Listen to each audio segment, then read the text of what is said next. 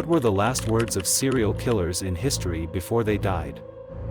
The world of serial killers has always been a dark and difficult to understand labyrinth that pushes the limits of humanity. Research shows that these criminals are usually above the average intelligence level, ingenious plans, clever deceptions, and crimes committed in cold blood. But strangely enough, despite all these mind games and plans, it remains impossible to understand the true purpose of many of them, the darkness inside them. Some said they liked the taste of blood, others the coldness of corpses. The last words of these killers will perhaps show us how dehumanized they are and how they were once lost. Let's listen to the last words of these serial killers, who have written their names in bloody letters in history before they died. 1. I am the man of the century, no one will forget me. Pedro Alonso Lopez, Monster of the Andes.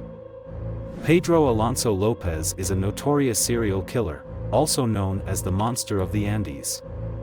Lopez, a Colombian, has been accused of the murder of at least more than 100 young girls in South America during the 1970s and 1980s.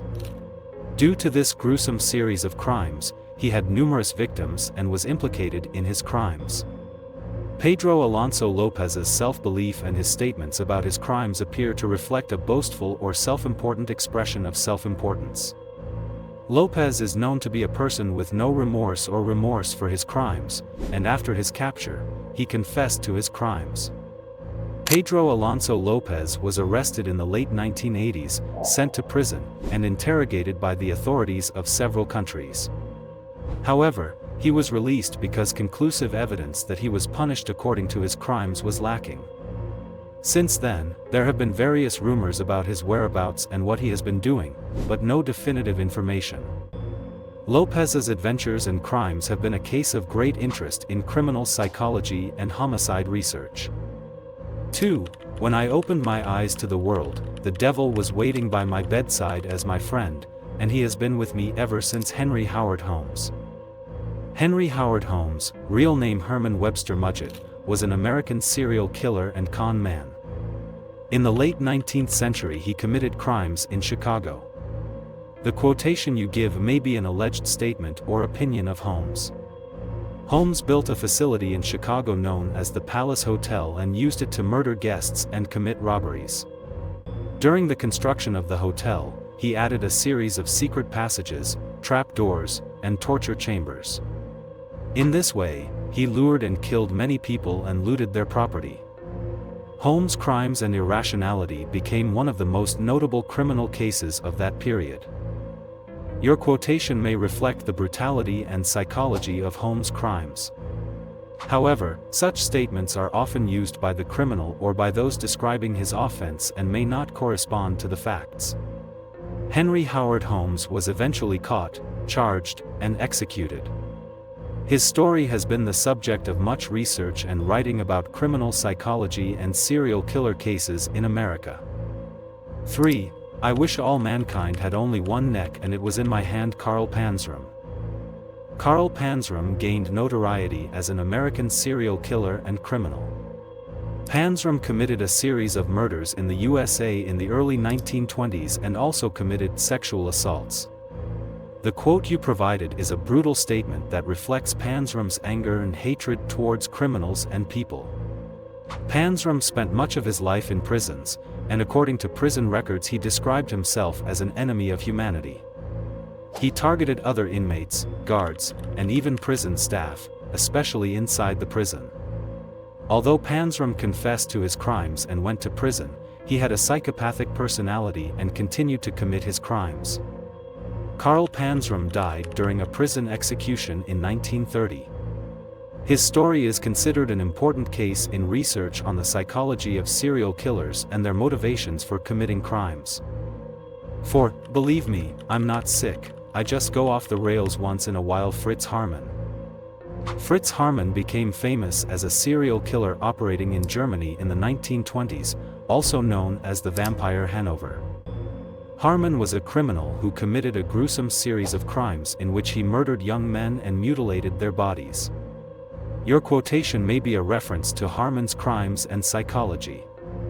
Harman's statement, "Believe me, I'm not sick, "I just go crazy once in a while" may reflect a self-justifying approach to his criminal behavior.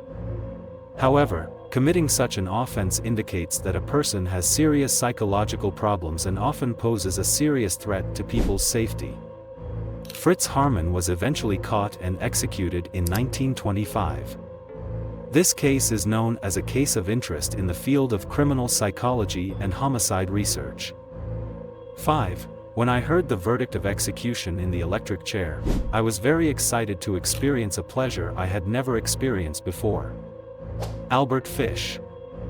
Albert Fish is known as a serial killer and sexual pervert who operated in the United States in the early 20th century. Your quotation is a disturbing statement that reflects Fish's deviant and psychopathic personality. Fish committed sexual abuse and murders, particularly of children. His crimes were of appalling brutality and his motivations and actions were horrific. He died as a result of his execution in the electric chair. The story of Albert Fish is considered a case that is often studied in the investigation of the psychology and crimes of serial killers and sexual perverts. Fish made various confessions about his crimes and expressed psychopathic thoughts. Such statements are used by the offender or by people describing the offense and usually reflect the offender's perversity, callousness, and disturbing pleasure in his crimes. 6. I am a mistake of nature, a mad animal. Andrei Chikatilo, Butcher of Rostov. Andrei Chikatilo, also known as the Butcher of Rostov, was a serial killer operating in the Soviet Union. Chikatilo was a criminal held responsible for the deaths of at least 53 people between 1978 and 1990. Your quotation reflects a confession of Chikatilo's psychopathic personality and crimes. Chikatilo's crimes were extremely brutal, often targeting young children. In committing his crimes, he used sexual abuse and violence, killing his victims. His description of himself as a mistake of nature may express a kind of authenticity about his crimes and perversion. Andrei Chikatilo was caught in 1992, indicted, and executed in 1994. His story is considered an important case in the study of the psychology of serial killers and their motivation to commit crimes. His testimony about his crimes and his behavior has been studied by many psychologists and criminal profilers. 7. See you at Disneyland. John Wayne Gacy, Killer Clown. John Wayne Gacy, also known as Killer Clown, is an American serial killer and sexual pervert. Gacy is famous for his crimes in Chicago in the late 1970s, in which he murdered at least 33 young men. The quote you provided reflects a cold and disturbing expression of Gacy towards his crimes and his victims. During the commission of crimes, Gacy would often present himself in a clown costume and lure his victims with various promises. The Disneyland reference may carry an irony and mystery about his crimes. This may have been a tactic he used to lure and trap his victims. John Wayne Gacy was captured, charged, and convicted in 1978. His crimes are considered one of the most gruesome serial killer cases in U.S. history. Gacy was executed in 1994. His story is considered an important case in the study of the psychology of serial killers and sexual perverts. 8. Take your worst nightmares and put my face in them. Tommy Lynn Sells. Tommy Lynn Sells is known as a serial killer operating in the United States. He faced charges that he was responsible for the deaths of at least 22 people from the late 1980s until 1999. The quote you provided reflects a disturbing and threatening statement by Sells. Such phrases are often used by serial killers to express their crimes and their psychopathic personalities. Sells confessed to his crimes and made disturbing statements about himself in prison. He was sentenced to life in prison. Tommy Lynn Sells was executed in 2014. His story is considered an important case in the study of criminal psychology and serial killer cases. His crimes and behavior have been studied and researched by experts. 9. What can be greater than the power of a man to decide life and death? Ted Bundy. Ted Bundy is known as a notorious serial killer and sexual pervert operating in the United States. Bundy faced accusations that he was responsible for the deaths of at least 30 women in the mid-1970s. The quote you provided is a disturbing statement that reflects Bundy's crimes and psychopathic personality. In committing his crimes, Ted Bundy would kidnap young women, sexually abuse them, and then kill them. He makes it clear that he considered himself beyond the power to decide the life and death of a human being. Such statements may reflect the tendency of serial killers to justify or praise their crimes. Ted Bundy was executed in 1989. His story is considered an important case in research on the psychology of serial killers and sexual perverts. His crimes and psychology have been studied and researched by many experts. 10. I wanted to commit a crime that would attract people's attention and bring the world to its feet. Susan Atkins. Susan Atkins was a member of the Manson family, an organization operating in the United States and affiliated with Charles Manson. The Manson family committed a series of gruesome murders in the late 1960s and gained notoriety for the psychopathic leader behind their crimes, Charles Manson. The quote you provided reflects a statement by Susan Atkins about her crimes and her motivation to commit crimes under the influence of Charles Manson.